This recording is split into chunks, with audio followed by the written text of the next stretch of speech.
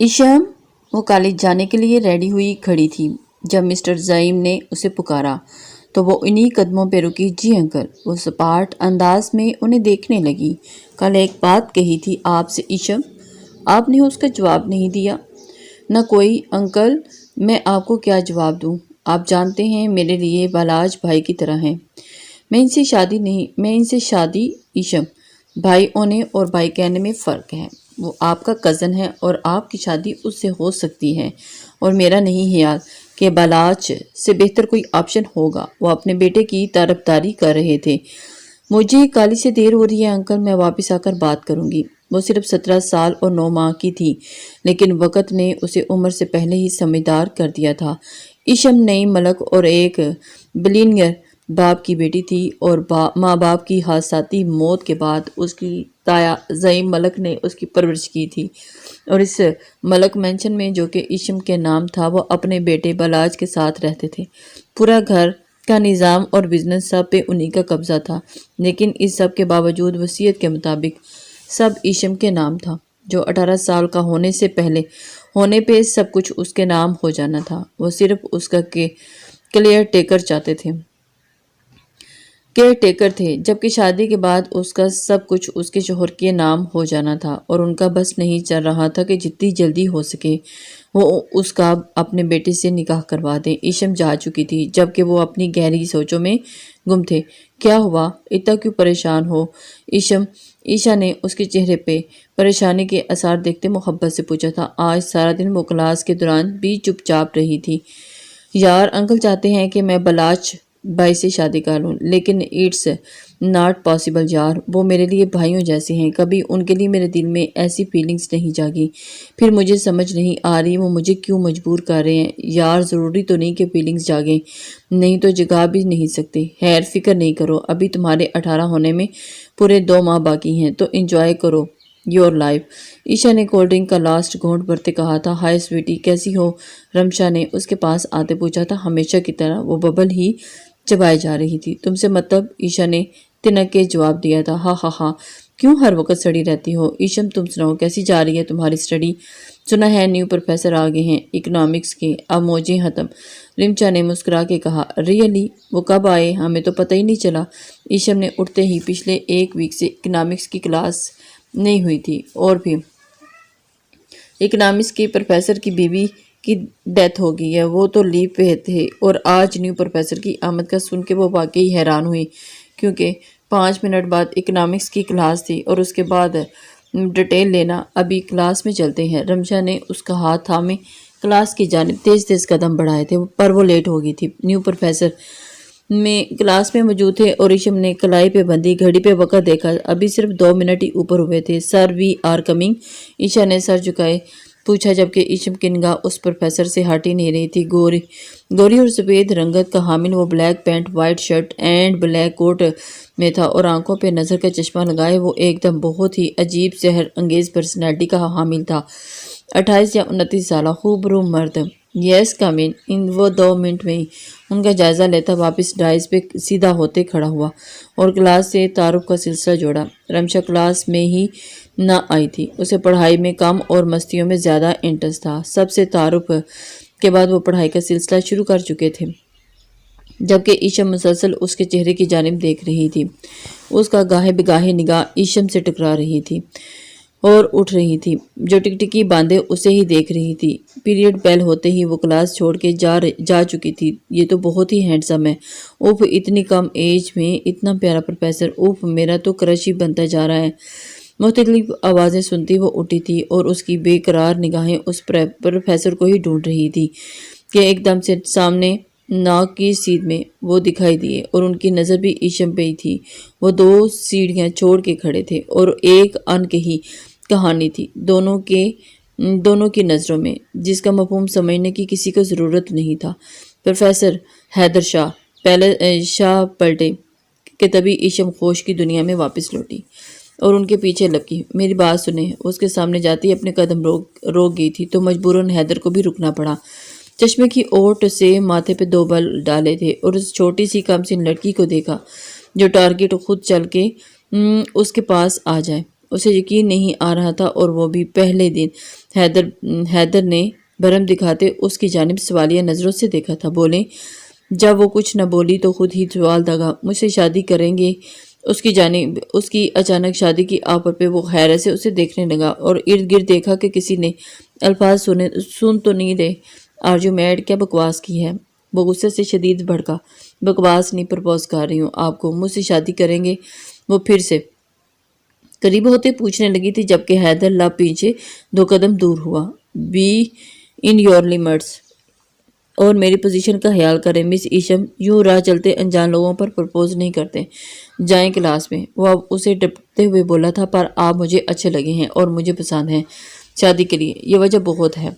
وہ بھی دوبدو ہوتی ہوئی اپنی بات پہ قائم رہی تھی۔ اور تم، وہ ڈائریکٹ آپ سے تم پہ آیا، لیکن خود کو کچھ بھی سخت کہنے سے باز رکھا، ہٹو راستے سے ورنہ سخت سزا دوں گا۔ وہ اسے ایک طرف کرتا ہوا سیڑھیاں اتر گیا جبکہ ایشم کے چہرے کو ایک خوبصورت مسکان نے چھوا جو اگلے ہی پل وہ سامنے عشا کو دیکھ کے سمٹی تھی۔ پلیز عشا، ایسے تو مت کرو، اب تم مجھ سے ناراض ہو جاؤ گی۔ میں نے ایسا بھی کیا کر دیا؟ تمہیں شرم آنی چاہیے، ایک چھوٹی سی شرط کے لیے تم ایک استاد اور شاگرد کا رشتہ خراب کر رہی ہو۔ رمشا تو ہے ہی پاگل، لیکن تم تو پاگل مت بنو، پاگل پن مت کرو۔ وہ اسے اچھا خاصا ڈانٹ گئی تھی۔ اچھا یار بس کرو نا، تمہیں پتہ ہے نا کہ جب مجھ سے کوئی شرط لگاتا ہے تو میرا جنون خون ڈبل سرکولیٹ ہونے لگتا ہے۔ اب رمشا سے تو اپنی شرط کے پیسے لینے ہیں، بیکاز آئی ایم ون۔ وہ چہکی تھی جبکہ عشا نے سر نفی میں ہلایا۔ ڈونٹ وری سر، 2 دن میں سمگلنگ کا سارا سامان شپ کے راستے دوسرے ملک روانہ ہو جائے گا۔ بس آپ بادشاہ کی وہ ڈیمانڈ مان لیں ورنہ بہت مشکل ہو جائے گا۔ العزیزی نے بلاچ کو ساری تفصیل بتاتے آگاہ کیا تھا۔ ناممکن ہے، بلاچ ملک نے سب کالے دھندے کرتا ہے اور کرتا رہے گا، لیکن 2 کام کبھی نہیں کرے گا، انسانوں کی خرید و فروخت اور بے گناہ کو قتل۔ اس لیے اس بادشاہ سے کہو مجھ سے وہ ایسی ڈیمانڈ نہ کرے۔ بلاچ نے سگریٹ کا گہرا کش لگاتے ہوئے العزیزی کو سختی لہجے میں کہا تھا۔ لیکن سر، بادشاہ ایک خطرناک آدمی ہے، اگر وہ بگڑ گیا تو سب برباد کر دے گا۔ اس کے آدمی نے سمجھانا چاہا، میرا نام بھی بلاچ ملک ہے، اچھوں کی چھٹی کروا دی ہے تو بادشاہ کیا چیز ہے؟ کرنے دو جو کرتا ہے، دیکھ لوں گا اسے بھی میں۔ وہ سگریٹ کا کش لگاتے ہوئے جوتے تلے مسلتا ہوا باہر نکل گیا جبکہ العزیزی سے سر جھٹکتا رہ گیا۔ ارے العزیزی، تم کس دن آؤ گے؟ ان کے جس کام سے بلاچ نے منع کیا ہے وہ کرتا رہے، تم کر دو اس کا کام۔ بلاچ کو کیا پتہ چلے گا کہ سمگلنگ کے سامان کے ساتھ تم نے ایک مشرقی حسن کی لڑکی کو بھی ساتھ روانہ کر دیا ہے۔ پر یہ رازداری سے کام کرو اور دونوں پارٹیز کو خوش کر دو۔ العزیزی کے قریب آدمی جوزف نے اس کے کان میں گھس کے کہا تھا، اگر باس کو پتہ چل گیا تو وہ جان سے مار ڈالیں گے۔ یار العزیزی، تم ڈرتے بہت ہو۔ اس میں ڈرنے والی کیا بات ہے؟ کون بتائے گا انہیں، اور تم یا میں؟ نہیں، وہ تو ایک دم سے، یا وہ بادشاہ۔ جوزف نے اسے حوصلہ دیا۔ پھر یہ مشرقی حسن آئے گا کہاں سے؟ صبح پارک میں مل جائے گا، آسانی سے کڈنیپ بھی کر لیں گے۔ جوزف اسے مشورہ دیتا، اس کا مورل سپورٹ بڑھا رہا تھا۔ کنزا کہاں جا رہی ہو صبح صبح؟ بھابھی نے اسے ٹوکا تھا۔ بھابھی یہیں قریبی ایک پارک تک جا رہی ہو، مسکراتی ہوئی نکلی تھی۔ وہ روز صبح قریبی پارک تک جایا کرتی تھی، لیکن ان دنوں وہ کبھی کبھار جاتی تھی۔ کنزا جلدی آنا، آج مل کے ناشتہ بنائیں گے۔ رشنا نے اسے پکارا تو وہ مسکراتی ہوئی باہر نکل گئی تھی اور ایسی نکلی کہ پھر واپس نہ آ سکی۔ ایک بینچ پہ بیٹھی تازہ ہوا کھا رہی تھی کہ اچانک ایک نقاب پوش نے اسے کلوروفارم سنگھایا اور اسے اغوا کر لیا۔ کوئی نہیں جانتا تھا کہ کنزا یوں اچانک گھر کے قریبی پارک سے کدھر غائب ہوگی، کڈنیپ ہو جائے گی، اور جب تک پتہ چلا تب تک تو وہ بہت دیر ہو چکی تھی۔ ایسے کیسے ممکن ہے کہ آپ نے اسے اکیلے جانے دیا؟ حارث شاہ نے غصے ضبط کرتے ہوئے، لیکن حارث تو وہ اکثر جایا کرتی تھی یہاں قریبی پارک میں، صرف 10 منٹ کے لیے۔ مجھے نہیں پتا تھا کہ وہ اتنا وقت لگا دے گی، اب 2 گھنٹے سے اوپر ہو گئے ہیں۔ آپ کہہ رہی ہیں کہ وہ 10 منٹ کا کہہ کے گئی تھی؟ حارث نے شدید غصے میں کہا تھا اور فون پہ گارڈ کو لوکیشن بتاتا وہ خود بھی دروازے کی جانب بڑھا تھا۔ حارث پریشان نہ ہو، وہ یہی دعا کیجیے مل جائے، ورنہ آپ کو میرے غصے سے کوئی نہیں بچا پائے گا۔ وہ انتہائی غصے سے مڑ کے کہتا ہوا رشنا کو بری طرح سے ڈرا گیا تھا۔ اس کی آنکھیں نم ہو گئی تھی۔ وہ محبت کرنے والا کرنے والا شخص غصے میں ہمیشہ ایسا ہو جاتا تھا جیسے رچنا اس کے لیے کچھ نہیں اور ایک بے رحم انسان بن جاتا تھا۔ پر اس وقت رچنا کو حقیقی معنوں میں کنزا کی فکر ہوئی تھی۔ یا اللہ، اسے اپنے حفظ و امان میں رکھنا۔ وہ دل سے دعا گو تھی اور آنکھوں میں ٹسبے لیے وہیں باہر سین میں بچھی کرسیوں میں ایک کرسی پہ بیٹھ گئی تھی۔ ایشم بیٹا، کل وقار صاحب کے گھر پارٹی ہے تو سب کو انوائٹ کیا ہے، آپ بھی چلیں گے؟ زعیم صاحب نے رات کے کھانے کی ٹیبل پہ ایشم سے کہا تو اس بات میں سر ہلا گئی اور اسی لمحے بلاج ملک اندر داخل ہوا۔ بلاج، زعیم صاحب نے اسے پکارا تو وہ بھی رکا اور ان کی جانب بڑھا۔ جی ڈیڈ۔ ایک سرسری نظر ایشم پہ ڈالی جس کا سر کھانے مزید نیچے جھک گیا۔ بیٹا آؤ ہمارے ساتھ ڈنر کرو، زعیم صاحب نے اسے پیار سے کہا تو وہ ایک گہرا سانس بھر گیا تھا۔ میں ڈنر کر کے آیا ہوں، آپ پلیز کنٹینیو کریں۔ وہ سہولت سے انکار کرتا ہوا چلا گیا تھا۔ زعیم صاحب کو شدید غصہ تو آیا لیکن وہ ضبط کر گیا، جبکہ ایشم کو دلی سکون محسوس ہوا تھا۔ گڈ نائٹ کہتی اٹھ کے روم میں آ گئی تھی۔ موبائل پہ دیکھا تو ایشا کے میسیجز سے، یار کل نسیمہ کا برتھ ڈے ہے تو میں نہیں آ پاؤں گی کالج، اور شام کو تو تم چپ چاپ بنا کسی کے بہانے کے گھر پہنچ جانا نسیمہ نے، ورنہ بہت ناراض ہونا ہے۔ نسیمہ ایشا کی چھوٹی بہن تھی اور ایشم سے بہت پیار کرتی تھی، اور اس کے ذکر پہ ایشم کے چہرے کو مسکان نے چھوا تھا۔ یہ بھی کوئی کہنے کی بات ہے، میں آ جاؤں گی، ایشم نے میسیج کا جواب دیتے موبائل سائڈ پہ رکھا اور کبرڈ کھولے اپنے لیے کل کے برتھ ڈے فنکشن کے لیے ڈریس سلیکٹ کرنے لگی تھی۔ اور اسے نسیمہ کی برتھ ڈے پہ جانا تھا اور بہت ایکسائٹیڈ تھی اس کی برتھ ڈے کے لیے۔ اس نے اس کے ساتھ پرامس کر لیا تھا کہ وہ ضرور آئے گی، اسی لیے وہ کل کی برتھ ڈے کے لیے تیاری کر رہی تھی۔ صبح سے شام ہو گئی تھی، کہیں بھی کنزا کا پتہ نہ چلا۔ حارث بھی گھر نہیں آیا اور ایسے میں رچنا سارا دن روتی رہی، اور اسے کنزا کے غائب ہونے کے لیے جو دکھ تھا وہ تو تھا ہی، لیکن حارث کے غصے سے جو ڈر لگ رہا تھا وہ الگ تھا۔ ایک دو بار اس نے سوچا فون کر کے پتہ کر لوں، پر ڈر کے مارے وہ کال ہی نہیں کر پائی۔ ایسے میں چھوٹے شاہ کا فون آنا رچنا کے لیے باعث رحمت ثابت ہوا۔ کیا بات ہے بھابھی، آپ رو کیوں رہی ہیں؟ رچنا کی آواز میں آنسوں کی آمیزش محسوس کرتے ہوئے وہ بکلایا۔ شاہ، چھوٹے شاہ، کنزا، کیا ہوا کنزا کو؟ بھابھی بتائیں مجھے، وہ ادھر تڑپ گیا تھا۔ رچنا نے اسے ساری بات بتا دی۔ اور گاڈ بھابھی، وہ صبح سے غائب ہے اور آپ نے مجھے ابھی بتایا ہے، وہ بھی میں فون نہ کرتا تو آپ نے مجھے نہیں بتانا تھا، وہ بری طرح سے ڈسٹرب ہوا تھا۔ پلیز چھوٹے شاہ کچھ کرو، میرا تو دم گھٹنے لگا ہے۔ تمہارے بھائی نے بھی اب تک کوئی رابطہ نہیں کیا؟ رچنا کی روتی آواز سنتے ہی وہ اپنے لب پینچ گیا۔ کیا وہ موبائل لے کے گئے ہیں؟ اس نے خود کو ریلیکس کرتے جواب دیا تھا۔ نہیں کچھ بھی نہیں لے کے گئے، بس 10 منٹ کے لیے کہہ کے گئے تھے، اور ابھی تک جاتی ہے تو واپس آ جاتی تھی، رچنا نے روتے ہوئے بتایا تھا۔ اچھا آپ فکر نہ کریں، میں دیکھتا ہوں، کہ وہ اسے تسلی دیتے ہوئے کال بند کر گیا تھا۔ اب اسے پریشانی ہونے لگی تھی۔ وہ یہاں اپنے ہی شہر میں مشن پہ آیا ہوا تھا لیکن کسی کو پتہ نہیں تھا اور وہ بھی بتا نہیں سکتا تھا، اور ایک ISI ایجنٹ تھا اور اپنے مشن سے متعلق وہ ہواؤں کو بھی نہیں بتا سکتا تھا۔ لیکن اب اسے اپنے ہی شہر میں ایک اور مشن مل گیا۔ وہ اس کی اپنی بہن لاپتہ ہو گئی تھی اور وہ اسے ڈھونڈنے کا پورا ارادہ رکھتا تھا، اور اس کے لیے وہ اپنے سر سے اجازت طلب کر کے ایک ٹیم تشکیل دے کے کام کرنے والا تھا۔ صبح ہوتے ہی وہ اپنی ٹیم کو انسٹرکشنز دیتا، اپنے اس مشن کو وہیں چھوڑتا، بہن کی تلاش میں نکلنے والا تھا کہ اسے ایک بہت بری خبر ملی کہ کسی مال میں۔ وہ فون پہ اپنے مخبر سے پوچھتا ہوا لب پینچ گیا۔ کیا ہوا major? Everything is all right? Shiza نے اس کے پریشان چہرے کی جانب دیکھتے ہوئے پوچھا تھا۔ اکبر اور شہزاد بھی اس کی جانب متوجہ ہوئے۔ ایک فوجی کی زندگی چیلنجز سے بری ہوتی ہے۔ ابھی جو خبر ملی ہے پہلے اس کا سدباب کرتے ہیں، ابھی پھر اپنے مشن پہ فوکس کرتے ہیں۔ اپنی بات کہتے وہ اٹھا تھا جبکہ اس ٹیم نے اسے فالو کیا تھا۔ ایشم کالج آئی تو اسے آج پروفیسر حیدر شاہ کہیں نہ ملا۔ ایک ہفتہ ہو گیا تھا انہیں یہ کالج جوائن کیے، اور پہلے دن کے بعد ایشم نے ان کے ساتھ کوئی بدتمیزی نہیں کی تھی، بلکہ وہ پہلے دن اپنی کی جانے والی بدتمیزی پر بھی شرمندہ تھی، پر اسے سوری کہنے کا کوئی موقع نہیں ملا۔ آج عائشہ بھی نہیں آئی تھی تو اس نے آج سارا دن بور ہی ہو رہی تھی۔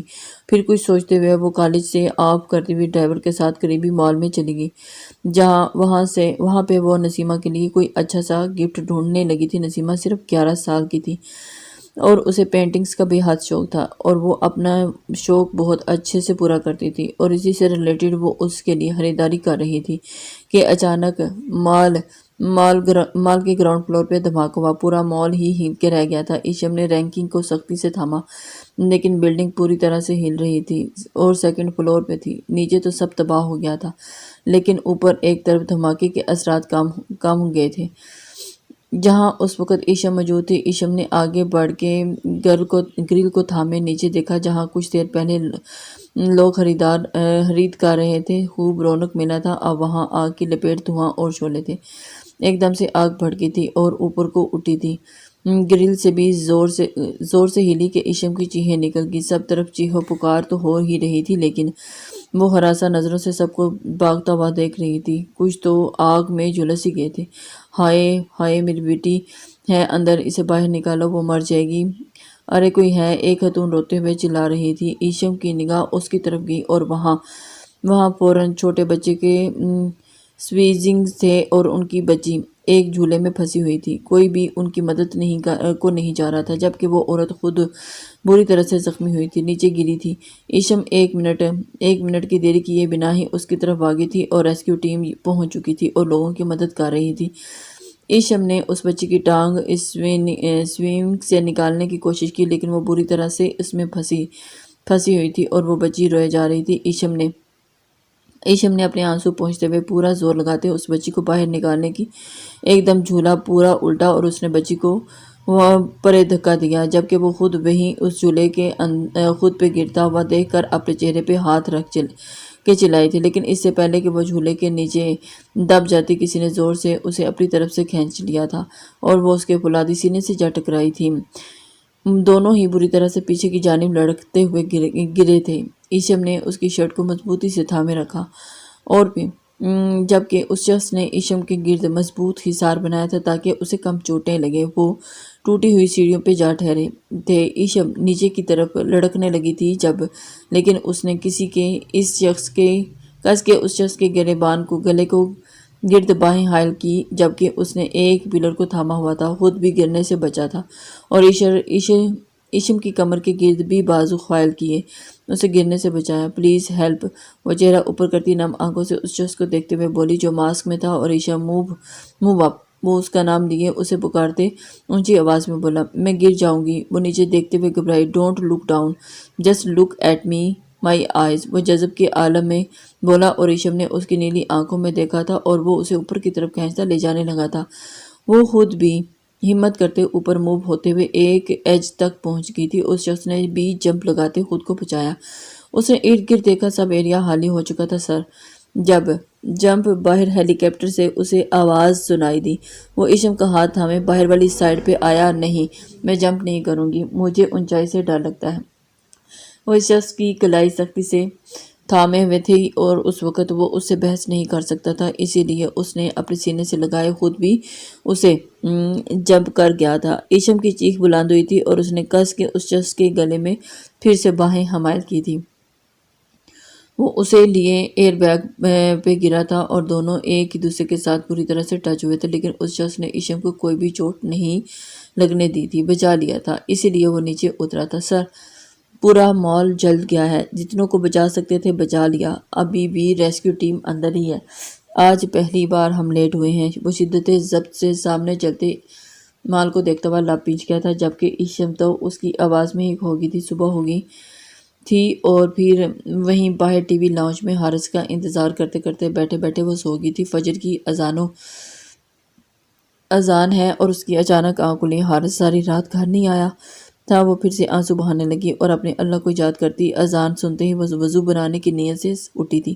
یا اللہ تیرا ہی آسرا ہے کہ انسان جہاں بھی ہے اس کے اے اللہ اسے محفوظ رکھنا اور اس کی جان اور عزت کی حفاظت کرنا۔ روتے ہوئے اللہ سے دعا مانگ رہی تھی اور اسی وقت باہر حارث کی گاڑی کی آواز سنائی دی۔ وہ جائے نماز طے کرتی ہوئی اٹھی تھی اور اس کا رخ گیٹ کی جانب تھا، جہاں سے حارث ابھی تک تھک ہارے قدموں سے اندر آ رہا تھا اور اس کے تھکے ہارے انداز پہ رشنا کا دل جیسے چیر گیا تھا۔ وہ اپنا چہرہ ہاتھوں میں چھپائے پھوٹ پھوٹ کے رو دی تھی کہ کچھ بولنے کے لائق تھا ہی نہیں جو اب وہ پوچھتی۔ وہ اسے نظر انداز کیے اندر بڑھ گیا تھا اور وہ اس کے پیچھے ہی اندر آئی تھی، جو ریکنگ چیئر پہ بیٹھا ہوا تھا اور جھول رہا تھا، جبکہ وائٹ شرٹ اس وقت ملگجی سی ہو چکی تھی اور اس کے اوپر 2 بٹن کھلے ہوئے تھے۔ حارث، وہ دھیرے سے اسے پکارا، لیکن وہ انسنی کیے بیٹھا تھا۔ حارث نے اس کی آواز اونچی ہوئی تو وہ اسے خالی نظروں سے دیکھنے لگی تھی۔ وہ کھو گئی ہے رچنا، میری بہن، میری بچی، وہ کھو گئی ہے مجھ سے، اب نہیں مل رہی، نہیں جانتا وہ کہاں ہے لیکن مجھ سے کھو گئی ہے۔ وہ بولتے ہوئے رو دیا۔ آپ فکر نہ کریں، مل جائے گی۔ کہاں سے ملے گی؟ حارث چلایا تھا۔ حارث کو اس وقت سمجھ نہیں آ رہی تھی کہ وہ اسے کدھر ڈھونڈے۔ 24 گھنٹے ہو گئے اسے کھوئے ہوئے، کہاں ڈھونڈوں اسے، مجھے بتاؤ۔ وہ شدت کرب سے چلایا کہ رچنا سہم کے پیچھے ہٹی تھی۔ اور اس سب کی ذمہ دار آپ ہیں رچنا، آپ کی ذرا سی لاپرواہی نے آج مجھے ایسے موڑ پہ لا کھڑا کیا ہے کہ نہ میں زندوں میں ہوں اور نہ ہی مردہ۔ میرا جی چاہتا ہے کہ آپ کو بھی مار ڈالوں اور خود کو بھی۔ وہ غصے سے چلایا تھا اور رچنا کو پیچھے سے دھکا دے گیا تھا۔ وہ لڑکھڑا کے پیچھے رکھی کانچ کی ٹیبل سے جا ٹکرائی تھی اور اس کے سر کی بیک سائڈ پہ شیشے کی نوک لگی تھی کہ درد کی شدید لہر اس کے دماغ میں اٹھی اور وہ اپنی جگہ سے اٹھتے ہی ہاتھ پیچھے لے جانے لگی تھی اور اس کے ہاتھ میں خون لگا تھا۔ اسے بے اختیار چکر آئے تھے، سارے منظر ایک دوسرے میں گڑبڑ ہونے لگے تھے۔ وہ پلکیں چپک کر بار بار کھولنے کی کوشش میں اپنا دماغ سن ہوتا محسوس کرتے پیچھے کانچ کے ٹیبل پر ہی جا گرنے لگی تھی اور اس کا گرنا دیکھ کر حارث گھبرا کے اٹھتے فوراً ہی اسی کمر میں ہاتھ ڈالے اپنی باہوں میں بھر گیا تھا۔ وہ ہوش و حواس کھو چکی تھی۔ رچنا، اسے رچنا اوپن یور آئیز، کیا ہوا یار، آنکھیں کھولو۔ وہ ازحد پریشان ہوا کہ اچانک اس کی نگاہ اس کے سر کے پیچھے سے بہتے خون پہ جا ٹکی تھی۔ حارث کو لگا کہ جیسے اس کی روح ہی قبض ہو گئی ہو۔ حارث سوچ بھی نہیں سکتا تھا۔ ایک لمحے کی دیری کیے بنا وہ اسے باہوں میں اٹھائے ہاسپٹل بھاگا۔ اسے ہوش آیا تو وہ خود رسیوں میں جھگڑے پایا تھا۔ اس کے منہ پہ ٹیپ لگی ہوئی تھی، وہ چلا نہیں پا رہی تھی۔ یہ کوئی کمرہ نہیں تھا، جیسے کسی کنٹینر میں بند تھی۔ کوئی بھی نہیں تھا وہاں، صرف چند ایک سیل پیک باکسز تھے اور ان میں کیا تھا کیز کنزا نہیں جانتی تھی، لیکن وہ اپنے آپ کو رسیوں میں سے چھڑوانے کی ہر ممکن کوشش کر رہی تھی لیکن ناکام ٹھہری۔ بھائی پلیز مجھے بچا لے، مجھے نہیں پتا میں کہاں ہوں، پلیز ہیلپ می۔ وہ دل ہی دل میں بھائی کو مدد کے لیے پکار رہی تھی جو بالکل انجان تھے کہ اس وقت ان کی بہن تھی کہاں۔ وہ اللہ کو پکارتی تو اللہ اس کی مدد کے لیے ضرور کوئی نہ کوئی وسیلہ بنا دیتا، لیکن وہ بھائیوں کو یاد کر رہی تھی۔ وہ اپنی گاڑی کی طرف آتے ایک نظر پلٹ کر اس ماسک والے شخص کو دیکھے چلی گئی جو اب واپس اندر مال کی جانب بڑھ رہا تھا، اور آواز تو وہی لگ رہی ہے لیکن آنکھیں چینج ہیں۔ کاش چہرہ دیکھ پاتی۔ گاڑی میں سوار ہوتے ہی وہ گاڑی کو ڈرائیور کے وہاں سے نکلنے تک اس جگہ بار بار دیکھتی جا رہی تھی، پر وہ نظروں سے اوجھل ہو گیا تھا۔ ڈاکٹر، رچنا کیسی ہے؟ اس نے باہر آتی ڈاکٹر سے بے چینی سے پوچھا تھا۔ ڈونٹ وری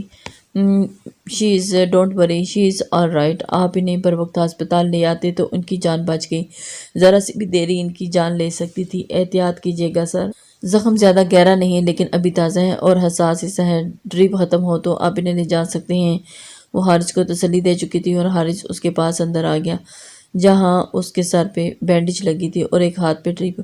وہ وہیں اس کے پاس بیٹھ گیا اور اس کا ہاتھ اپنے ہاتھ میں لیتا ہوا وہ اسے چوم گیا تھا اور اسے غصے میں اکثر شدید ہائپر ہو جایا کرتا تھا اور اس میں نقصان بھی اپنا ہی کرتا تھا۔ ایک طرف کنزا کا پتہ نہیں چل رہا تھا تو دوسری طرف رچنا زخمی ہو گئی تھی۔ اب وہ الگ پریشانی میں گر چکا تھا کہ کیا کرے۔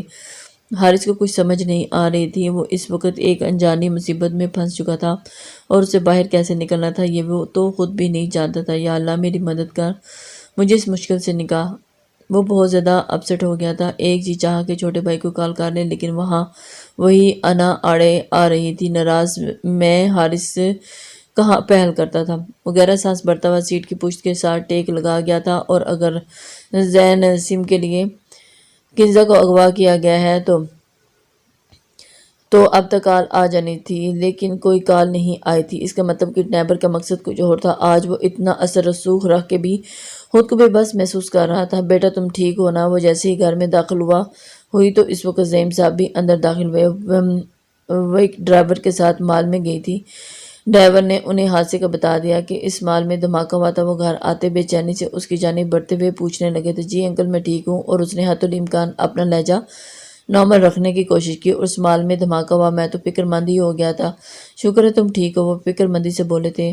انکل میں تھوڑا ریسٹ کرنا چاہتی ہوں۔ وہ واقعی ابھی تھک چکی تھی اور اسے اپسٹ تھی، موت کے منہ سے نکل آئی تھی اور وہ سوچ کے بھی جھنجھری لے رہی تھی۔ اسے اندازہ ہی نہیں تھا کہ وہ آج کتنے بڑی مصیبت میں پھنس چکی تھی۔ ہاں بیٹا جاؤ آرام کرو۔ وہ بھی اس کنڈیشن کے سمجھتے ہی اسے روم میں بھیج گئے تھے، اور پھر جب کہ وہ خود اپنے قدم گھر سے باہر کی جانب بڑھائے تھے۔ کالج پہنچی تو آج پھر سے پروفیسر نہیں آئے تھے۔ لو اب انہیں نے بھی چھٹیاں شروع کر دی۔ ایشم نے منہ بنایا جبکہ آج اس کا دماغ کافی گھما ہوا تھا۔ آج صبح پھر انکل نے اس کے اور بلاچ کے بارے میں نکاح کی بات چھیڑ دی تھی تو وہ نہیں جانتی تھی کہ یہ نکاح ہو، جبکہ وہ فکس کیے بیٹھے تھے کہ نکاح ہو جائے۔ وہ کافی اپسٹ تھی۔ جب کالج سے باہر نکلی تو اچانک دون کا پوش نے اس کو اپنے قبضے میں لے لیا اور اس کی گاڑی میں بیٹھتے اسے ہوسٹیج بنا کے ساتھ لے گئی۔ وہ بری طرح سے ڈر گئی تھی لیکن ہمت نہیں ہاری۔ اسے ایک فلیٹ پہ لائے تھے اور جہاں 3 ماسک والے تھے، اور پھر وہ شخص سامنے آیا جس نے کل مال میں اس کی جان بچائی تھی، اور اس نے اسے کیوں کڈنیپ کیا وہ سمجھ ہی نہ سکی۔ تمہیں یہاں ایک مقصد سے لایا گیا ہے، یقیناً تم پینک نہیں ہوگی اور ہمارے ساتھ ہوگی، وہ شخص دھیرے سے بولا تھا۔ کون ہو تم؟ ایشم کی بات پہ اس نے اپنا ماسک ہٹا دیا تھا۔ اور پروفیسر آپ؟ ایشم حیران ہوئی تھی۔ ہمیں تمہاری مدد چاہیے ایشم ملک، وہ سنجیدگی سے گویا ہوا۔ کیسی مدد؟ اور مجھے یوں کڈنیپ کر کے یہاں لانے کا مقصد؟ وہ ماتھے پہ بال ڈالے بولی تھی۔ اور ایک منٹ، کڈنیپ کر کے نہیں لائے، بحفاظت یہاں تک پہنچایا ہے۔ اور ایسا کیوں؟ ایشم نے منہ بگاڑ کے کہا تو میجر حیدر شاہ نے گہرا سانس بھرا تھا اور اپنی ٹیم کے بارے میں مختصر بتا دیا۔ او تو آپ پروفیسر نہیں میجر ہیں، مجھ سے کیا چاہتے ہیں؟ وہ اپنے سینے پہ بازو باندھے چڑھنے والے انداز میں بولی تھی۔ تو میجر حیدر نے ایک لاکٹ کی پکچر اسے دکھائی تھی، اور مجھے یہ چاہیے۔ تو آمنے سامنے بیٹھے وہ ایک دوسرے کی آنکھوں میں آنکھیں ڈالے بات کر رہے تھے۔ فضا کو ان کا آئی کانٹیکٹ ایک آنکھ نہ بھایا تھا۔ یہ تمہارے کزن بالاچ ملک کے پاس ہے، میجر حیدر شاہ نے مزید بات بڑھائی تھی۔ تو میں کیا کروں؟ وہ کندھے اچکا کے بولی۔ تو تم ہی یہ لاکٹ اس سے لا سکتی ہو، اور ہمارے پاس زیادہ وقت نہیں ہے، اور اس لاکٹ کو حاصل کرنے میں لگائیں بنا اسے پتہ لگے یہ لاکٹ ہم تک تم پہنچاؤ گی، میجر حیدر شاہ قطعی انداز میں بولا۔ اور میں ایسا کیوں کروں گی؟ اور اپنی آئی بروز ریز کرتے ہوئے پوچھا۔ تو اسے اندازہ نہیں تھا کہ یہ چھوٹی سی لڑکی اسے اچھا خاصا ٹف ٹائم دینے والی تھی۔ کیا ملک و قوم کی خدمت میں اپنا حصہ نہیں ڈال سکتی؟ وہ اسے اب ایموشنل کر رہا تھا کہ 1 منٹ سے ایشم کے دماغ کی بتی جلی تھی۔ میں یہ لاکٹ لے آؤں گی لیکن میری ایک شرط ہے۔ اب کہ اس کی آنکھیں چمکی۔ کیسی شرط؟ اس کے باقی ٹیم ممبرز ان دونوں کی باتیں کرتا دیکھ مسلسل خاموش تھے۔ آپ مجھ سے نکاح کر لیں، وہ اس کی آنکھوں میں آنکھیں ڈال کے بولی تھی۔ وٹ ربش! وہ تم سے کیوں نکاح کریں گے؟ شیزا کا دماغ فٹ سے گما تھا۔ ایشم نے اسے گھورا۔ میجر نے ہاتھ سے اشارے سے اسے منع کیا تھا وہ بیچ میں نہ بولے۔ کیوں کرنا ہے تمہیں مجھ سے نکاح؟ وہی پہلے دن والی بات، اس کی ڈیمانڈ سنتا ہی میجر لب پیچ گیا تھا۔ میں نے آپ سے پوچھا کہ آپ کو یہ لاکٹ کیوں چاہیے؟ نہیں نا، وہ بھی دو بدو ہوئی تھی۔ اب یہ زیادہ ہو گیا ہے میجر۔ شیزا نے لب پیچے تھے۔ آپ سب یہاں سے باہر چلے جائیں۔ اچانک سے میجر کی بات پہ سبھی نے اس کی حیرت سے دیکھا، اور پھر میجر آپ شیزا کو بے چینی ہوئی۔ جتنا کہا گیا ہے اتنا ہی کریں۔ جہاں ان سب کے منہ بنے وہیں ایشم ریلیکس ہو کے بیٹھی تھی۔ اب ان سب کے جانے کے بعد میجر کی نگاہیں اس کے حسین چہرے پہ جا ٹھہری تھی، اور اس کی نکاح والی بات ویلیو کیا ہوگی؟ اس نے ایشم کی آنکھوں میں دیکھتے ہوئے پوچھا تھا۔ کیا مطلب؟ وہ تھوڑا الجھی۔ مطلب میجر کہ ایک گہرا سانس بھرتے ہوئے دائیں جانب دیکھا تھا، اور پھر اسے مطلب یہ کہ اس کے نکاح کے بعد حقوق کا کیا درجہ ہوگا؟ کیا صرف پیپر میرج کرنا چاہتی ہو یا پھر میرے مکمل حصار میں آنا چاہتی ہو؟ میجر کی بات پر ایک پل کو ایشم کا دل دھڑکا تھا۔ اس کے چہرے پہ کوسوں قزاق کے رنگ بکھرنے لگے تھے۔ یہ میں نکاح کے بعد میں ڈیسائیڈ کروں گی میرے میجر، لیکن بس اتنا سن لیں کہ میری حفاظت کرنی ہے۔ وہ تھوڑا روب سے بولی تھی۔ کیسی حفاظت؟ اور اگر بات حفاظت کی ہے تو وہ تو میں ایسے بھی کرنے کو تیار ہوں۔ اس کے لیے نکاح کرنا ضروری نہیں ایسے نہیں، مجھے آپ کے نکاح میں آنا ہے، ایشم نے بات کاٹتے ہوئے تیزی سے کہا تھا۔ اوکے، یہ لاکٹ میرے ہاتھ میں آتے ہی اسی دن نکاح کر لیں گے۔ میجر نے فوراً فیصلہ کر لیا تھا۔ نہیں، لاکٹ سے پہلے نکاح کرنا ہے، بعد میں بعد میں مکر گئے تو وہ اپنی بڑی بڑی آنکھیں پھیلاتے ہوئے بولی تھی، جبکہ میجر نے ماتھے پہ گھوری ڈالے اسے دیکھا تھا۔ اور میں ایک میجر ہوں، فوجی ہوں، اور میں اپنی بات سے نہیں مکرتا، لیکن پھر بھی تمہاری تسلی کے لیے نکاح کے لیے تیار ہوں۔ میجر کی بات پہ وہ ایشم نے گہرا سانس بھرا تھا۔ ابھی کریں؟ ایشم تو حد سے جیسے تیار ہی بیٹھی تھی۔ اتنی جلدی کیوں؟ کتنے سال کی ہو؟ میجر نے اب کی بار اسے سر سے پاؤں تک دیکھا تھا۔ 18 کی ہو گئی ہوں، ایشم نے اسے فوراً سے کہا تھا، مبادہ کہ وہ انکار ہی نہ کر دے۔ بنا ولی کے تو نکاح ہی نہیں ہوتا۔ میجر نے اس کی آنکھوں میں جھانکا تو وہ جاننا چاہتا تھا کہ اسی لڑکی کے دماغ میں چل کیا رہا تھا۔ میرے ولی میرے تایا جان ہیں اور انہیں میں منا لوں گی، بس آپ نے کہنا ہے آپ مجھ سے شدید محبت کرتے ہیں اور آپ میرے بغیر نہیں رہ سکتے۔ اس کی بات پہ میجر نے اچنبھے سے اسے دیکھا تھا۔ میرے خیال سے تم پاگل ہو چکی ہو اور اس نکاح کو شو آف بھی کرنے کا ارادہ بھی رکھتی ہو کہ نہیں؟ ایسا تمہیں لانے میں مسئلہ ہوگا، تمہارے کزن کو پتہ چل گیا تو وہ چکنا ہو جائے گا۔ میجر ڈونٹ وری، وہ میرا مسئلہ ہے، میں ہینڈل کر لوں گی، ایشم نے اپنی جگہ سے اٹھتے ہوئے کہا تھا۔ اور میجر اس کا پختہ عزم دیکھتا ہوا دل ہی دل میں داد دینے لگا تھا۔ اگر لاکٹ لے کے میں تمہیں ڈائیورس دے دوں تو؟ ایک آخری بار اسے آزمایا۔ اس کی بات پہ ایشم کا دل ڈوب کے ابھرا تھا۔ میجر حیدر شاہ، آپ ایسے مر کے بھی نہیں کریں گے، میں جانتی ہوں، اور مجھے آپ پر مکمل یقین ہے۔ شاہ مر جاتے ہیں، اپنے نکاح میں آئی لڑکی کو نہیں جوڑتے، وہ پورے وثوق سے بولی تھی تو بے اختیاری حیدر شاہ کے لبوں کو دھیمی مسکان نے چھوا تھا۔ وہ دکھنے میں تو چھوٹی لگتی تھی جب تھی ہی نہیں۔ How it's possible? ہادیہ، وہ ایسے کیسے کر سکتے ہیں؟ ہی نوز آئی لو ہم۔ پھر بھی وہ اس لڑکی سے نکاح؟ شیزا کی آنکھیں بھیگ رہی تھی۔ میں بھی یہ مشن کا حصہ ہو، مشن کمپلیٹ ہوتے ہی وہ نکاح ختم کر دیں، ہادیہ نے سمجھایا تھا، جبکہ شیزا کی آنکھیں اب باقاعدہ آنسو بہانے لگی تھی۔ باقی ٹیم ممبرز بھی بہت چپ تھے، لیکن شیزا کی محبت کوئی ڈھکی چھپی نہیں تھی۔ لیکن اتنا ہی یہ سب بھی سچ تھا کہ میجر شاہ نے بھی کبھی اسے کوئی حوصلہ نہیں دیا تھا، لیکن حوصلہ شکنی بھی نہیں کی تھی۔ سب اس وقت حیدر شاہ کے پرسنل معاملات فلیٹ پہ موجود تھے۔ وہ اتنا جانتا تھا کہ انہی دنوں بہت بڑی سمگلنگ ہونے والی ہے، پر کہاں، کب، کیسے، وہ نہیں جان پایا تھا۔ اس کے لیے اسے بالاج کے اس لاکٹ کی ضرورت تھی جس میں سارے راز تھے، اور ان رازوں تک پہنچ کے ہی وہ اپنا مشن پورا کر سکتا تھا۔ پر وہ لاکٹ حاصل کرنے کے لیے اسے اس سر توڑ کوشش کی، پر اب تک وہاں پہنچ نہیں پایا تھا، اور اسی وجہ سے اس نے اس کی کزن ایشم کے ذریعے یہ کام کروانے کا سوچا تھا، اور کالج میں پروفیسر کی حیثیت سے انٹر ہوا تھا۔ ابھی اتنی ہی جلدی اسے ایشم پہ خود کو اوپن نہیں کرنا تھا، پر بہن کی خاطر وہ یہ سب کر گزرا، کیونکہ اسے یہ پتہ چل چکا تھا کہ اس کی بہن کو کڈنیپ کرنے والے کوئی اور نہیں، العزیزی گروپ آف انڈسٹریز ہے، اور العزیزی بالاج کا بندہ تھا۔ اگر اسے کنزا تک پہنچنا تھا تو پہلے اسے بالاج پہ ہاتھ ڈالنا تھا، اور اس کے لیے اسے لاکٹ ہر حال میں چاہیے تھا۔ پر ایشم کی شرط نے اسے بری طرح سے پھنسا دیا تھا، اور اسے اس کی شرط ماننی پڑی تھی۔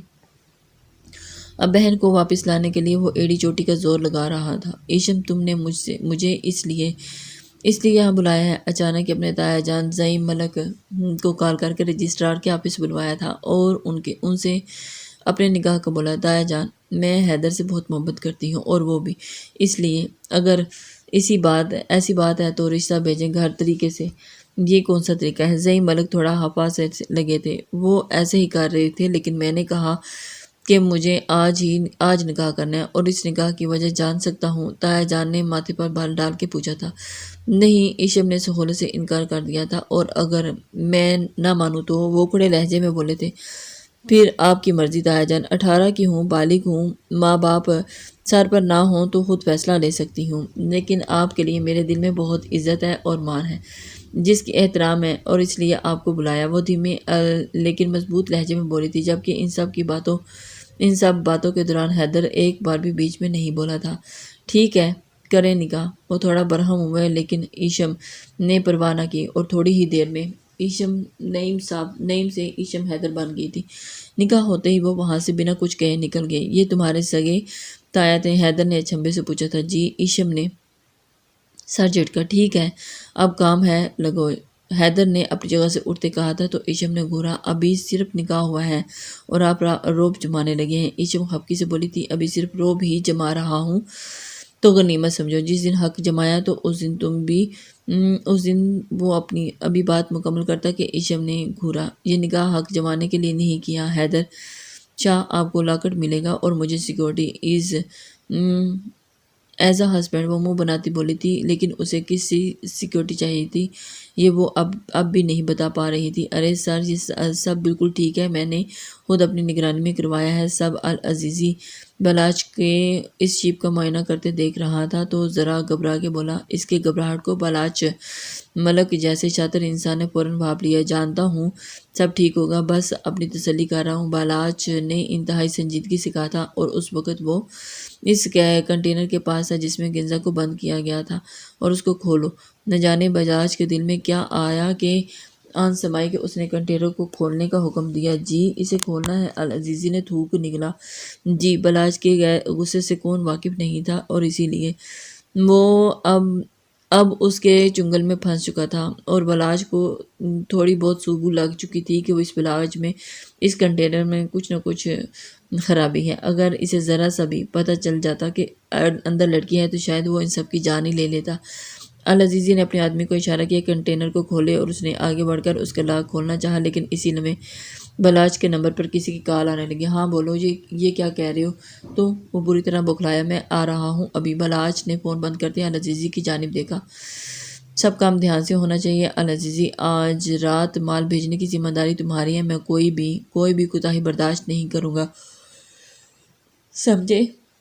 وہ اپنی کہتے وہاں سے چلا گیا تھا تو العزیزی نے شکر کا کلمہ پڑھا اور اس آدمی کو وہاں سے بھگایا۔ بچت ہو گئی، ورنہ آج تو پکا گئے تھے کام سے۔ بادشاہ اس لڑکی کی الگ سے پیمنٹ کر رہا ہے۔ بادشاہ کو صرف اس کی پکچرز سینڈ کی تھی، اور کنزا کی پکچرز دیکھ کے وہ پاگل ہوا تھا۔ پورے 50 لاکھ روپے اس نے مشرقی لڑکی خوبصورتی کے لیے، اور نہ جانے اب آگے وہ اس خوبصورتی کو کس کے طرح کیش کروانے والا تھا۔ کنزا نے بے اختیار اللہ کو پکارا، اور اب جیسے ہی بے بسی ہو گئی تھی۔ وہ امید کا دامن چھوڑنا نہیں چاہتی تھی، لیکن صبر کا دامن چھوٹ رہا تھا۔ وہ آنکھیں میچے بس اپنے رب کو یاد کر رہی تھی۔ شاید زندگی میں جانے انجانے میں کوئی گناہ ہو گیا ہو، اور اللہ سے معافی مانگ رہی تھی۔ تم جانتی ہو وہ لاکٹ کہاں ہے؟ گاڑی میں بیٹھے ہی ماسک پہنے وہ ایشم سے بات پوچھ رہا تھا۔ کیوں، آپ کو مجھ پہ ڈاؤٹ ہے؟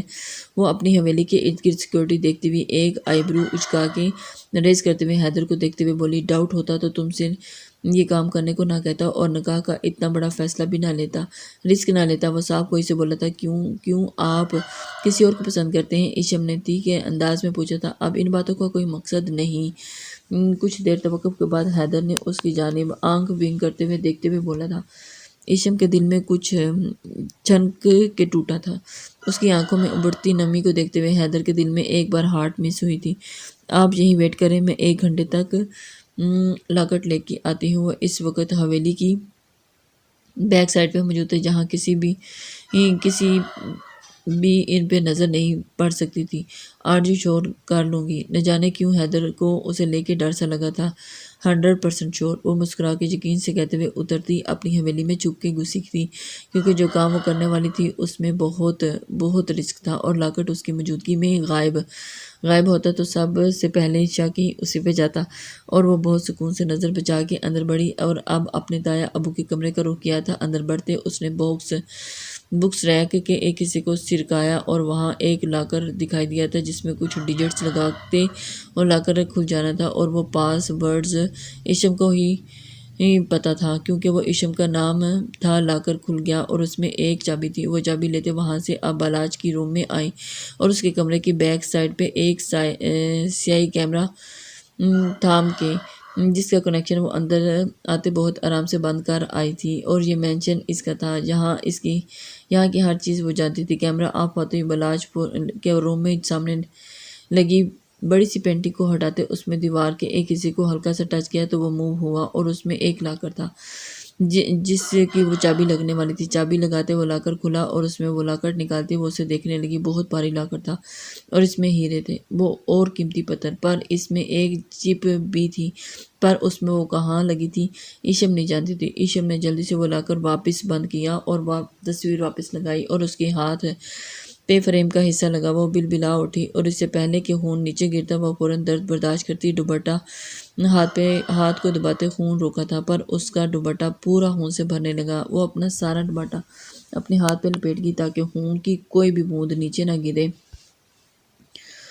اس کے ہاتھ کے ایک طرف گہرا کٹ لگا تھا اور وہ کچھ جلدی جلدی سمٹتی حویلی کے بیک سائڈ پہ آ گئی اور حیدر کی گاڑی میں بیٹھتے سکھ کا سانس لیا تھا۔ یہ کیا کیا؟ اس کو بنا دوپٹے کے دیکھ کے وہ تھوڑا برہم ہوا، لیکن اس کا دوپٹہ ہاتھ میں لپیٹے دیکھ کے وہ حیرت زدہ ہوا تھا۔ کچھ نہیں، تھوڑا کٹ گیا تھا، وہ لاپرواہی سے بولی تھی، جبکہ درد سے اس کی جان نکل رہی تھی۔ دکھاؤ مجھے۔ حیدر نے اس کا ہاتھ تھاما جو وہ چھڑانے لگی تھی، پھر بھی دوپٹہ ہٹاتے دیکھا۔ او گاڈ، یہ تھوڑا سا کٹ ہے۔ اچھا خاصا کٹ ہے۔ ایشم، کوئی حال ہے تمہارا؟ وہ گاڑی کو کک لگاتا ہوا گاڑی سٹارٹ کر گیا تھا۔ کہاں جا رہی ہیں؟ مجھے واپس جانا ہے مینشن، وہ سٹپٹائی تھی۔ آپ لاکٹ پکڑیں اور جائیں پلیز، وہ منمناتے ہوئے بولتے بیگ سے لاکٹ نکالنے لگی۔ لے لوں گا، ابھی چپ کر کے سیدھی بیٹھی ہو۔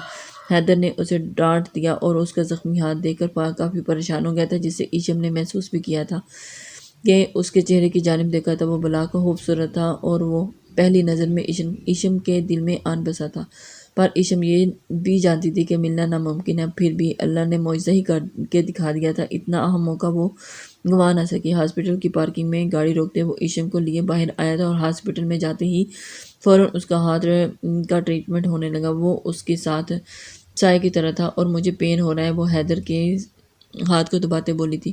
بس تھوڑا سا برداشت کر لو۔ حیدر بہت فکر مند ہوا۔ شکر کریں کٹ زیادہ گہرا نہیں تھا، ورنہ سٹیچز لگانے پڑتے۔ ڈاکٹر نادیہ نے ایشم کو مسکرا کے دیکھا تھا، جس نے ابھی بھی حیدر کا ہاتھ تھاما ہوا تھا۔ حیدر نے اس کا ہاتھ مضبوطی سے تھاما ہوا تھا۔ اب تو نہیں ہو رہا نا درد؟ حیدر کے لہجے میں فکر مندی سی صاف دکھائی دے رہی تھی کہ وہ اپنی جگہ پہ بے اختیار اٹھی تھی اور حیدر کے سینے سے سر ٹکرا گئی۔ حیدر نے اسے واپس چیئر پر گرنے سے بچاتے ہوئے کمر میں ہاتھ ڈالے خود سے قریب کیا تھا۔ بی کیئرفل، دھیمے سے کہتا ہوا وہ ڈاکٹر نادیہ کا شکریہ ادا کرتا اسے لیے باہر آیا تھا۔ آپ کو اب اپنے مینشن کی فکر کرنی چاہیے اس سے پہلے کہ بلاش بھائی کو لاکٹ کی گمشدگی کا پتہ چلے اور پلان تبدیل ہو۔ آپ ایکشن لے لیں، اور اسے بڑے بوڑھوں کی طرح سمجھا رہی تھی۔ گاڑی میں چلو، میں کیب، وہ پھر سے بولی۔ ایشم، گاڑی میں چلو، وہ آنکھیں دکھاتا ہوا بولا تھا۔ آپ مجھ پہ خواہ مخواہ رعب نہ جمائیں۔ وہ گاڑی میں بیٹھتے ہوئے اپنے زخمی ہاتھ کو دیکھتے منہ بنا کے بولی تھی، یہ سب نکاح سے پہلے سوچنا تھا۔ میں بہت کنزرویٹو بندہ ہوں۔ تمہیں میرے نکاح میں آنے کے بعد ہی میرا پتہ چلے گا اور شاید تم پچھتاؤ بھی۔ وہ گاڑی اس کے مینشن کی جانب موڑتا ہوا دھیرے سے کہا، سیم ٹو یو شاہ صاحب۔ وہ بھی مسکرا کے بولتی ہوئی اسے دنگ کر گئی تھی۔ اپنا خیال رکھنا، اور یہ کل چینج کروانی ہے میڈیسن بھی وقت پہ۔ اوف ٹھیک ہے، پلیز آپ پکڑیں یہ لاکٹ اور نکلیں جلدی سے یہاں۔ اس کے ہاتھ میں لاکٹ تھماتی ہوئی نیچے اترنے لگی کہ حیدر نے اسے کلائی تھامی۔ اور مشکل تو نہیں آئے گی؟ مطلب بالاش کو کوئی شک تو نہیں ہوگا؟ شاید، لیکن میں سنبھالوں گی۔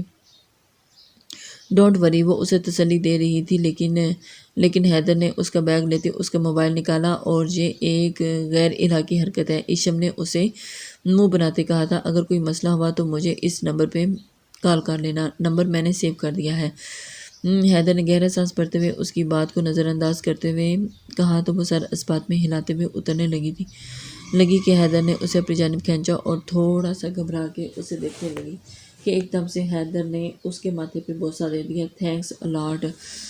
وہ دھیرا سا مسکرایا اور ایشم نے خود پہ قابو پاتے ہوئے نیچے اتری اور اس کی جانب بڑھ گئی تھی، جبکہ حیدر کا رخ اب ہیڈ کوارٹر کی جانب تھا۔ اس کے ہاتھ میں لاکٹ تھا اور جس میں ایک چپ تھی۔ وہ لاکٹ سے چپ نکالنا چاہتا تھا، پر اس لاکٹ میں کوئی چپ دکھائی ہی نہیں دے رہی تھی۔ وہ ہیڈ کوارٹر جا کے اس کا معائنہ کرنا چاہتا تھا۔ حارث رشنا کو گھر لے آیا تھا، اب وہ پہلے سے کافی بہتر تھی۔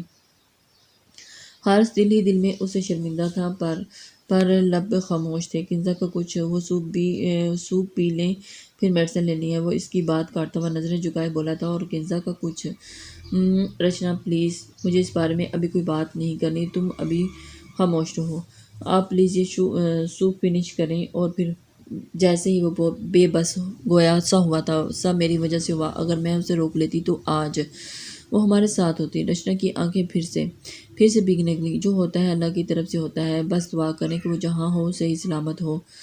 اور حارث کا لہجہ بھی بھیگنے لگا تھا تو وہ اس کے سینے پہ سر رکھ گئی تھی۔ حارث نے بھی اس کے ماتھے پہ بوسہ دیا تھا اور دل ہی دل میں بہن کی سلامتی کے لیے دعا مانگی تھی۔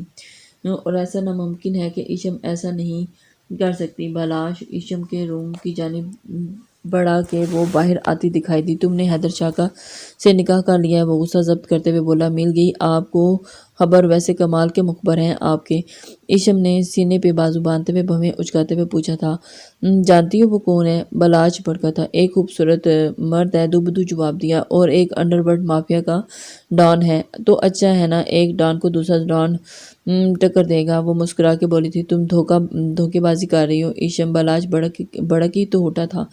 آپ پہ یہ الفاظ سوٹ نہیں کر رہے بالاچ بھائی، اس لیے مجھ سے بھی یہ امید نہ رکھیں کہ میں آپ کا مزید ساتھ دوں گی۔ وہ بھی تنک کے کہتی ہوئی آگے بڑھ گئی تھی۔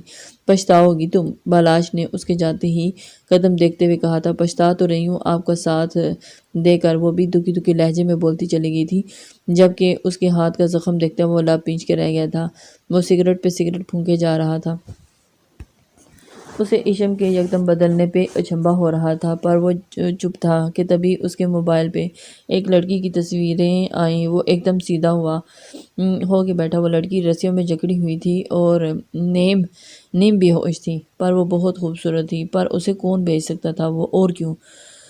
ایک دم سے اس کے دماغ میں جھماکا سا ہوا تھا۔ یہ تو وہ فوراً اپنی جگہ سے اٹھا اور باہر بھاگا تھا۔ جب جیسے ہی وہ ڈی کوڈ ہوئی، سارے رازوں سے پردے ہٹتے چلے گئے۔ اب کیا کریں میجر؟ وہ سب وہاں موجود تھے۔ اٹیک، اس شپ کو پاکستان سے باہر نہیں جانے دینا، ورنہ بہت نقصان ہو جائے گا۔ وہ کچھ سوچتے ہوئے اب اپنی ٹیم کے ساتھ ہی پلان بنا رہا تھا، اور شپ آج رات نکلنے والا تھا۔ ان کے پاس وقت بہت کم تھا، اس لیے انہیں آج رات ہی اٹیک کرنا تھا۔ Okay, any questions? وہ ساری پلاننگ بناتا ہوا اٹھا اور sir, no sir, okay let's ready go. Major Shah, ایک بات پوچھنی ہے آپ سے۔ شیزا نے بہت ہی ہمت کر کے حیدر شاہ کے پاس کھڑے ہوتے ہوئے اسے دیکھا تھا۔ جی پوچھیں، کیا آپ وہ لڑکی اس نکاح کو ہمیشہ کے لیے نبھائیں گے، یا پھر صرف میرا نہیں خیال مس شیزا کہ میرے پرسنل معاملات میں کسی کو بولنے کا حق ہے، اور so please concentrate on your mission. وہ تھوڑا سا کھردرے لہجے میں بولا تو شیزا کی آنکھیں نمی سے بھر گئی تھی، اور کیونکہ وہ جانتی تھی کہ یہ نکاح ہمیشہ کے لیے ہی کیا گیا ہے۔ بالاچ جیسے ہی شپ پر پہنچا تو اس کا رخ سیدھا اس کنٹینر کی جانب تھا جسے وہ کل کھولتے رہ گئے تھے، اور آج بہت خاموشی کے ساتھ اس نے اس کنٹینر کو کھولا تو اس کے پیروں تلے زمین نکل گئی۔ وہ لڑکی رسیوں سے بندھی ہوئی تھی اور وہاں بے ہوش پڑی تھی۔ بالاچ نے 1 منٹ کی دیری کیے بنا اس کی رسیاں کھولیں اور اس لیے فوراً وہاں سے نکلا، اور اسے لیے میجر شاہ کی ٹیم نے اس شپ پہ حملہ کر دیا تھا، اور دیکھتے ہی دیکھتے چھلاووں کی طرح سب کو مار گراتے وہ شپ کو اپنے انڈر لے چکے تھے۔ میجر حیدر کی ٹیم اس قدر سٹرانگ تھی کہ انہوں نے مکمل طور پر دھاوا بول دیا تھا، اور بالاچ کو کہیں بھی ہلنے کی ہمت نہ ہوئی تھی۔ وہ اس وقت بالاچ دور سے یہ سب دیکھتا لپینچتا رہ گیا تھا۔ یہ سب بہت رازداری سے ہو رہا تھا۔ پھر پولیس کیسے ان تک پہنچ گئی؟ وہ یہی سمجھ رہا تھا کہ پولیس نے چھاپا مارا ہے۔ وہ بنا مزید کچھ سوچے اس لڑکی کو لیے وہاں سے نکلا اور ہسپتال لے آیا۔ سر، یہ اس لڑکی کو ہوا کیا ہے؟ ڈاکٹر حمیرہ نے حیرانی سے پوچھا۔ آئی ڈونٹ نو، پلیز آپ چیک کریں انہیں، بالاچ نے ماتھا مسلتے ہی کہا تھا۔ کچھ دیر کے بعد اس لڑکی کو ہوش آ گیا تو بالاچ نے سکھا سانس بھرا تھا۔ کنزا تم وہاں کیسے پہنچی؟ بالاچ نے ماتھے پہ بال ڈالے پوچھا۔ آپ یہاں؟ کنزا نے سہمے ہوئے پوچھا۔ ابھی وہ مزید کوئی بات کرتے کہ ایک دم سے میجر حیدر اندر داخل ہوا۔ بالاچ نے ماتھے پہ بال ڈالے اور اسے دیکھا۔ You are under arrest mister Balach. Haider کی بات پہ بالاچ نے غصے سے اسے دیکھا۔ اور تم ابھی کے کچھ کہتا کہ پولیس وہاں داخل ہوئی اور بالاچ کو اریسٹ کر لیا گیا۔ حیدر شاہ کنزا کی جانب بڑھا تو وہ بھائی کے سینے سے لگی تھی۔ میرا بچہ ٹھیک ہے؟ حیدر شاہ کے لہجے میں فکر تھی۔ جی بھائی میں ٹھیک ہوں۔ حیدر شاہ کے سینے میں لگی آنکھیں موند گئی تھی۔ اور سب ٹھیک ہو جائے گا، ڈونٹ وری۔ وہ اسے تسلی دیتا ہوا آگے کے لائحہ عمل تیار کر رہا تھا۔ یقیناً اب بالاچ خود کو چھڑوانے کی کوشش تو کرے گا، پر اس کو چھڑوانے والا بھی تو جہل کی سلاحوں کے پیچھے ہی ہوگا۔ اب حیدر شاہ نے لپینچھے اور سوچا۔ وہ ابھی تھوڑی دیر پہلے ہی تو سوئی تھی، لیکن ابھی اسے یوں محسوس ہوا کہ جیسے کوئی اس کی پنڈلیوں کے پہ ہاتھ پھیر رہا تھا۔ ایک دم ایشم کی آنکھ کھلی تو وہ ڈر کے مارے اٹھ بیٹھی تھی۔ اپنے بستر پہ حیدر شاہ کو بیٹھا دیکھا اور اس کے رونگٹے ہی کھڑے ہو کے رہ گئے تھے۔ تو مجھ سے نکاح کا مقصد تمہاری کس سیفٹی کے حوالے سے تھا وہ مجھے پتہ چل گیا ہے، اور تم جانتی ہو، حیدر نے لاپنچے غصے ضبط کرتے ہوئے لہجے میں کہا تھا۔ ایشم کے ماتھے پر پسینے کے ننھے ننھے قطرے نمودار ہوئے۔ کیوں؟ کیا کیا تم نے ایسا؟ اس نے بھڑکتے ہوئے پوچھا تھا۔ پلیز حیدر شاہ، میری بات سنیں۔ وہ آنکھوں میں آنسو لیے اسے دیکھنے لگی۔ تم بھی اس کے ہر گناہ میں برابر کی شریک ہو، اور تمہیں لگتا ہے کہ حیدر شاہ تمہیں چھوڑ دے گا؟ ایشم سانس گہرے ہوئے، اور جبکہ اب ایشم کے بال حیدر شاہ کے ہاتھ میں تھے۔ میری بات، وہ پھر سے بولنے کی کوشش کرنے لگی۔ اب کہنے کو کچھ بچا ہی نہیں۔ تم نے دھوکے سے مجھ سے نکاح کیا، اور ابھی اور اسی وقت اس نکاح کو ختم کرتا ہوں۔ میں ایک مجرم سے کوئی تعلق نہیں رکھنا چاہتا۔ ایشم ملک دبا دبا چلایا تھا۔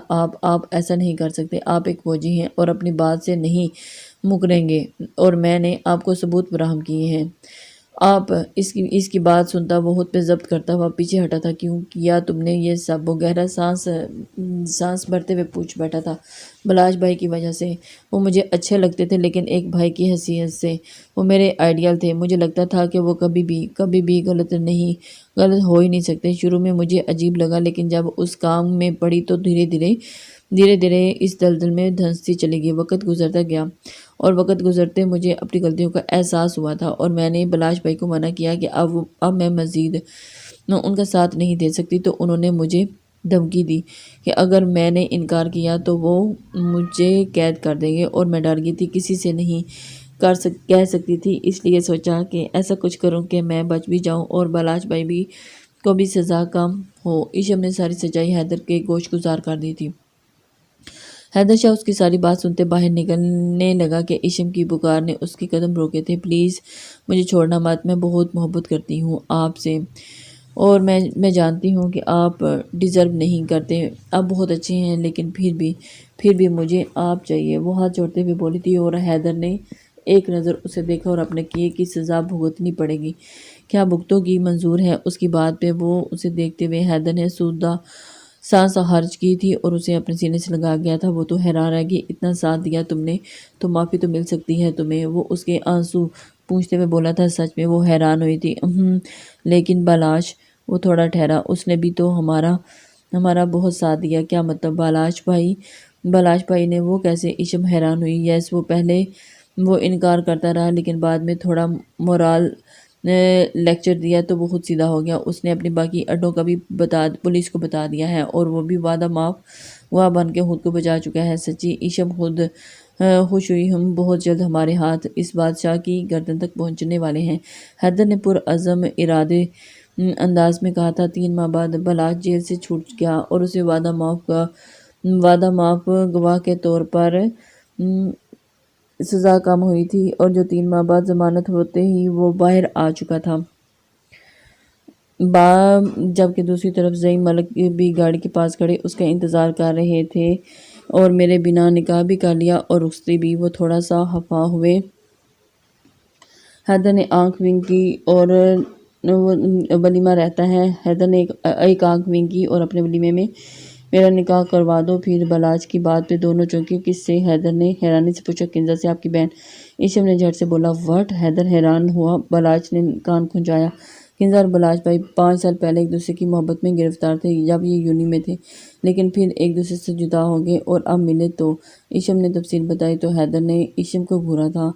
اور کیا چھپا کے رکھا ہے تم نے؟ بتا دو، وہ مصنوعی سنجیدگی سے بولا تو ایشم سوچنے لگی۔ ایشم مار کھاؤ گی اب؟ وہ اسے لیے گاڑی میں بیٹھا تو اب وہ اس کا رخ شاہ ہاؤس کی جانب تھا، اور حادثے کے بعد کنزا بہت اپسٹ ہو گئی تھی، اور اس کی شادی کا ہی گھر میں ہی سب سوچ رہے تھے۔ ایسے میں حیدر نے ثالث کا کردار ادا کیا اور کنزا سے بلاش کے لیے پوچھتا، اس کی شادی کنزا کے ساتھ حارث بھائی کے اعتماد میں لیتے ہوئے، رضامندی کے ساتھ ساتھ حیدر بھائی کا اعتماد میں لیتے ہوئے اس کی اور بلاش کی شادی فکس کروا دی۔ حارث اور اپنی بہن بھائی کی خوشی میں خوش تھا۔ زئی ملک بھی بیٹے کو راہ راست پہ آتا دیکھ کر خوش ہو گئے تھے۔ گناہ کی دلدل بہت بری تھی، اور پھر ایک بار اس میں دھنس جاؤ تو پھر بندہ بہت مشکل سے اسے چھڑوا پاتا ہے۔ بلاش نے سچے دل سے توبہ کی توبہ تو کر لی تھی، اب دیکھنا تھا کہ اپنی اس توبہ پہ وہ کس حد تک قائم رہتے ہیں۔ You are looking too much heart, اپنی سیج سے جائے وہ ایشم سے مخاطب ہوا تھا تو وہ شرما گئی۔ تم نے اس وقت جھوٹ بولا کہ تم 18 کی ہو، جس وجہ سے مجھے پورے 3 ماہ ویٹ کرنا پڑا۔ اب تمہیں مجھے انکار نہیں کرنا چاہیے۔ ایشم حیدر نے اس کے چاند سے مکھڑے کو دیکھتے ہوئے اس کے لبوں کو اپنی گرفت میں لیا تھا۔ اور مجھے چبھن ہو رہی ہے آپ کی مونچھوں کی، وہ برا سا منہ بنا کے بولی تھی۔ تھوڑا برداشت کر لوں گی تو کچھ نہیں ہو جائے گا۔ وہ اسے بستر پہ گراتا ہوا منہ بناتے ہوئے اپنی شرٹ اتارنے لگا۔ آپ کو چینج کرنا ہے تو وہاں ڈریسنگ روم میں جا کر لیں۔ اور اس کا 6 پیک چٹانی سینہ دیکھتے ہوئے بوکھلاتے ہوئے بولی تھی، اچھا اتنی تو تم معصوم ہو۔ ایک جھٹکے سے اسے اپنی گود میں بٹھاتے ہوئے اس کے لبوں کا پاؤٹ بناتے اپنے لبوں میں دبایا تھا۔ وہ کھل کے گلاب ہوئی تھی۔ اور ایک فوجی کو سہن اتنا آسان نہیں ہوگا۔ اب صرف کسی پہ تمہارا یہ حال ہے، جب تمہاری روح میں سماؤں گا تو کیا کرو گی؟ وہ خمار آلود لہجے میں بولتا ہوا اسے ڈرا گیا تھا۔ کیا درد ہوگا؟ وہ معصوم لہجے میں بولتی ہوئی حیدر کو لاجواب کر گئی۔ پریکٹیکل کر کے دیکھتے ہیں، میرا بھی فرسٹ ٹائم ہی ہے۔